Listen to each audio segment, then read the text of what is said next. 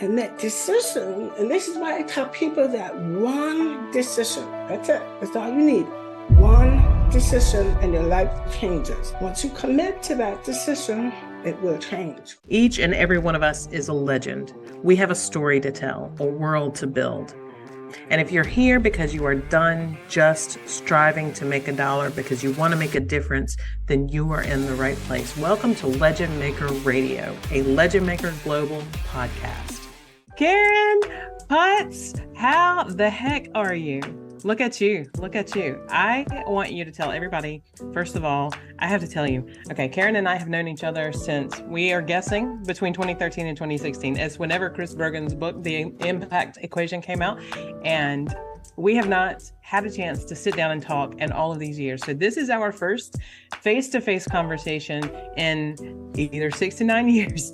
And this is a legend. She is like a literal legend. And I'm going to let her tell you why. Karen, what is up? The ceiling. I've been waiting for that. That is such a dad answer. Been waiting, and I can't believe it. We're almost at the end of the year of 2023 because this year flew. It did. But I'm really thrilled to be here with you. I cannot believe that it's been that long. I feel like I've known you forever and we've never had a face-to-face conversation. So you all get to see it. Yay! And you have something very special about you that you do for other people. So tell our audience what it is that makes you a legend. Well, first and foremost, I help people create an absolutely rocking second half of life. So if you are in midlife and beyond, I'm your gal. Come see me. Let's have a talk. Because you don't want to get to the end of your life and look back with regrets. You want to get to the end of your life and look back and say, oh my gosh, what an awesome life that was. And we can do that together. So that's kind of what I do. But if you really want to talk about the legend part of it, I can walk on water. Yes. So that's what makes me stand out. I'm a big water skier. So I actually stand on my 2 feet on the water at 42 miles an hour. That is amazing. A barefoot water skier. Now, that's not just the magical part of what you do, though. Barefoot water skier. What happened? Okay, so we go back to when I was born. I was born with normal hearing. And I remember being able to hear when I was a little girl. And I started losing my hearing in elementary school. I grew up very ashamed of being hard of hearing. I hid my hearing aid and I bluffed my way through every single conversation that was out there. Then at the age of 19, I was barefoot water skiing and I fell. When I climbed into the boat, I become deaf, just like that. Wow. I didn't realize it at that time. I thought, no, I've got water in my ear. My hearing had fluctuated before. But this time, being deaf was here to stay. Wow. And it was a very dark time in my life because I struggled my entire life being hard of hearing, and now I could no longer hear without a hearing aid. I mean, I had to wear the hearing aid 24/7 from that point on because once I took it off, I heard absolutely nothing.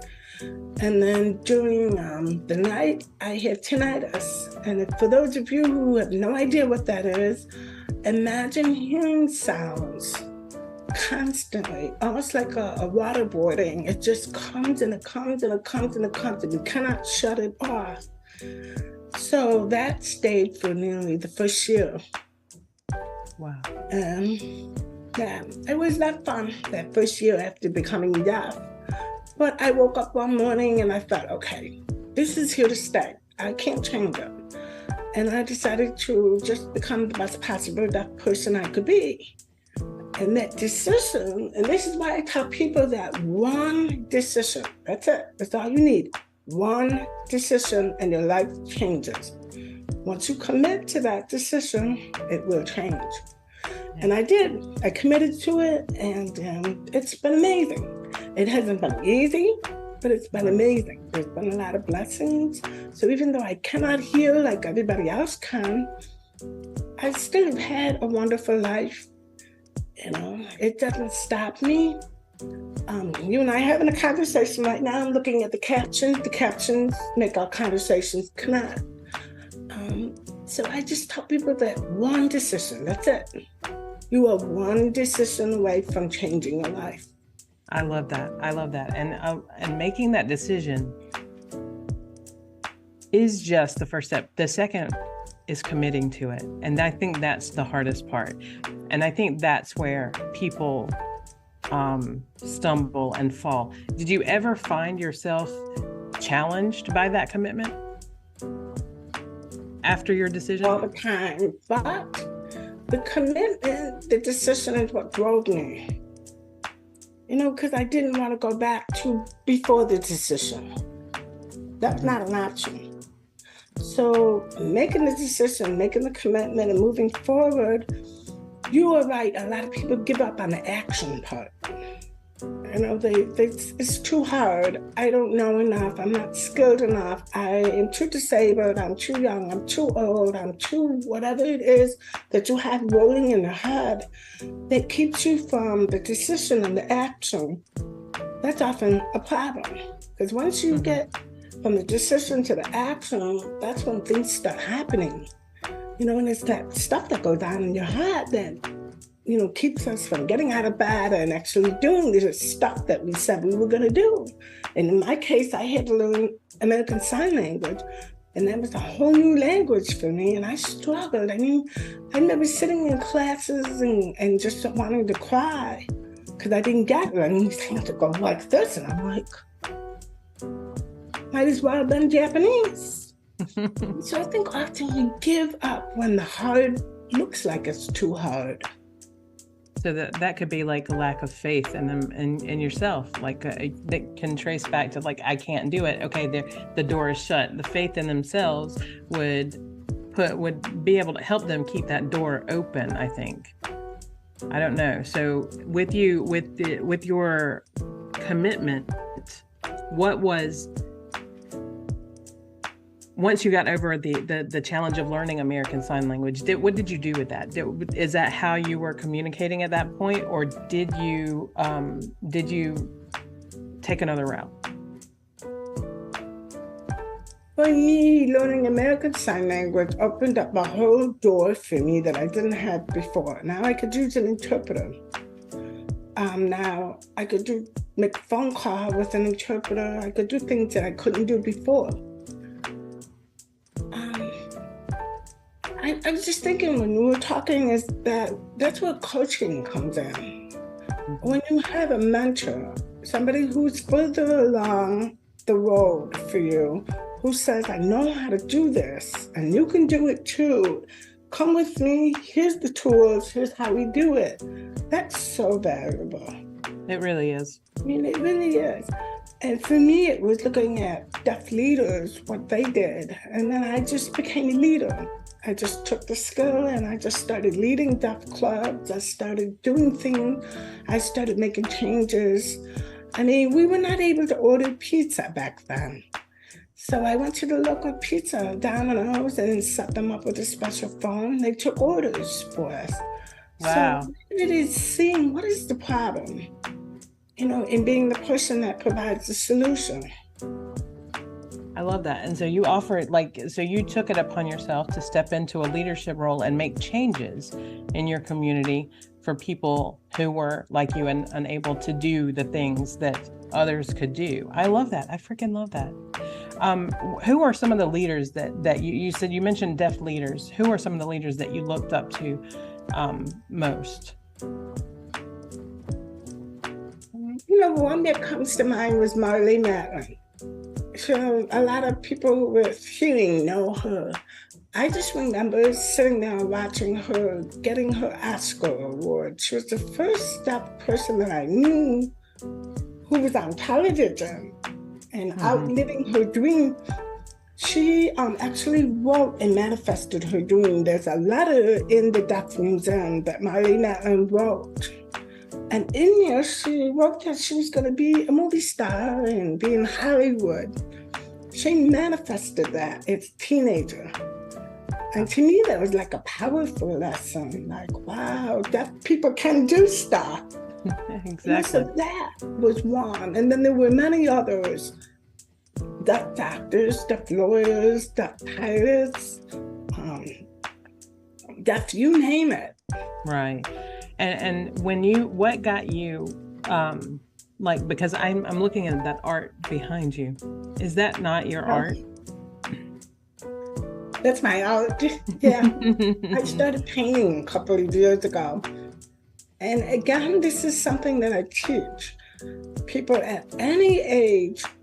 You need to follow, there's 5 levels of passion. Okay, so I wrote a book called Unwrapping Your Passion. But after I wrote that book, I couldn't figure out, why do some people give up? Then I discovered that passion has 5 levels. And at the very bottom level is our curiosity. In our day-to-day routine, that curiosity gets pushed aside. We're so busy doing during the day that we forget, what are we curious about? And for me, it was painting.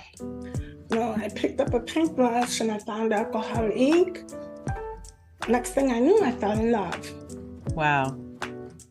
I love that. And your prints are up for sale, aren't they? They are. Yeah. Do you have a website for those? Week. I'm sorry. Go to createserenity.com if you want the art. Or just reach out to me. A lot of times I'll just put it up on Facebook. Someone will buy it. And imagine that it's water. Who would have thunk? Yeah, that was my first. This was actually my first acrylic. Really? And when I look at it today, I think it's pretty bad. No, it's not. People love it. I love it. It was just, scribbling the paint. But so I keep it as a reminder. I love it. It's beautiful. And with your coaching business, what have you found to be the leading issue for midlife? Oh, I'm sorry. I just kicked my rabbit in the face. What have you found to be the biggest issue for women in that age frame? And I'm going to say women, and because I'm talking about myself, who are stuck. Like, how do they get there? How do they get out of there? Okay, think about it. We have years and years and years of programming in our brain. If we want to live differently, we have to reprogram our brain differently. And it's tough to do that when you've had practices, routine, media, people in your life who tell you should live a certain way. The minute we start saying, I want to live differently, that's where it starts. Just saying that. Just people usually come to me and say, I don't know what I want, but I just know I don't want to live like this anymore. That's our starting point. I love it. Then we start dreaming. The practice of dreaming has often gone to the wayside. When's the last time you sat down for 4 hours and just dreamed about what you wanted in your life? Most people don't do that. They've never had the opportunity to do that. And so that's what we do and it may not be 4 hours, it may be 1 hour broken up. But the point is, to get at those 5 levels of passion, you have to start with knowing yourself at that bottom level. And often we've forgotten who we are. We lose ourselves in the process of every day. We wake up one morning and we're like, whoa, half of life is over. Right? Is this it? We start asking ourselves, is this it? Are we grinding for money just to pay the bills? Is this it? Most of us are grinding for money to pay the bills. So about 11 years ago, I had a mentor in my life who took me through the process that I take people through in midlife coaching. And it just started with what I call the 100 life list. And I teach 5 classes at the local university. So I teach Finding Your Passion at the local university. And all my students go through this. Many of them cannot complete it. They cannot complete the challenge. And here's why. The challenge is the list. 100 things that you want to be, do, have, or experience in your lifetime in 60 minutes.